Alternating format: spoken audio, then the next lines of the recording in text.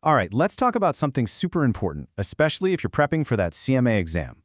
We're going to tackle how to look at a boring old financial statement and find the real story hiding inside all those numbers. You know what I'm talking about, right?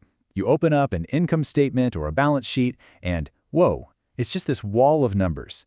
It's so easy to get totally lost in there. So the question is, how do you even start to make sense of it all? Well, the secret is you've got to compare. A number all by itself doesn't really tell you much. But when you look at it over time, like this year versus last year, suddenly patterns start to jump out. And there's a name for this technique. It's called horizontal analysis. Okay, so within horizontal analysis, there's this one tool that is an absolute superstar. It's called percentage change analysis. And honestly, it's so simple, but it's incredibly powerful. It basically measures how much every single line item has grown or shrunk, making the big changes, the important stuff, totally impossible to ignore. Here's a great way to think about it. Imagine your financial statement is this huge detailed picture. Well, percentage change analysis is like a giant magnifying glass. It helps you zoom right in on the spots that have changed the most, so you know exactly where to focus. And the best part? It's just a super simple 4-step calculation.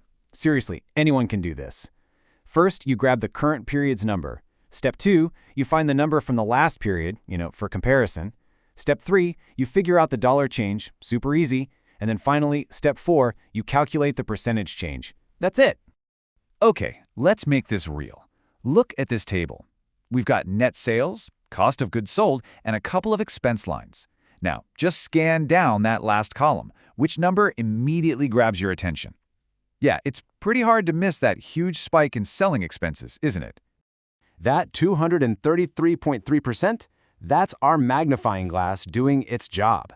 It's like a giant flashing red light screaming, "Hey, look over here, something big is happening." So let's walk through exactly how we got that number. Okay, step 1 is the dollar change. All we do is take the current year's $50,000 and subtract last year's $15,000. Boom, that gives us a $35,000 increase. All right, now for the percentage. We take that dollar change, the 35 grand, and divide it by the prior year's amount. Now this is super important, so listen up. The base is always the older number, the prior period. So we're doing 35,000 divided by 15,000. And what does that give us? Bam! 233.3%. Just like that, a pretty small line item on the income statement is telling this huge, dramatic story. This is a perfect example of something called management by exception. You'll definitely hear about this for the CMA exam. Instead of getting lost in the weeds and analyzing every single number, a manager can just scan that percentage change column and immediately see where the action is. It's all about focusing your attention where it matters most. Working smarter, not harder. And this right here, this is where the light bulb really goes off. You put these two numbers next to each other. Net sales, they grew by almost 29%. Hey, that's pretty good, right? We'll take that. But selling expenses grew by over 233%. Whoa! Seeing that contrast, side by side, that is the real aha moment.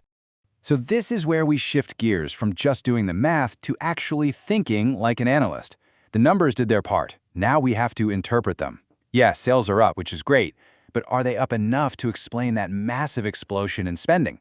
Is this some brilliant strategic marketing campaign that's about to pay off big time? Or are costs just totally out of control? And this is absolutely key, especially if you're studying for the CMA. The exam isn't just going to ask you to calculate the number. They want to know if you can interpret it.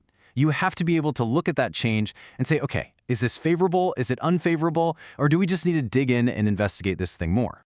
Okay, a few common traps you got to avoid, both on the exam and in the real world. First, remember, you always divide by the prior year. That's your base. Don't mix that up. Second, don't just assume that a huge increase is automatically a good thing. Context is everything.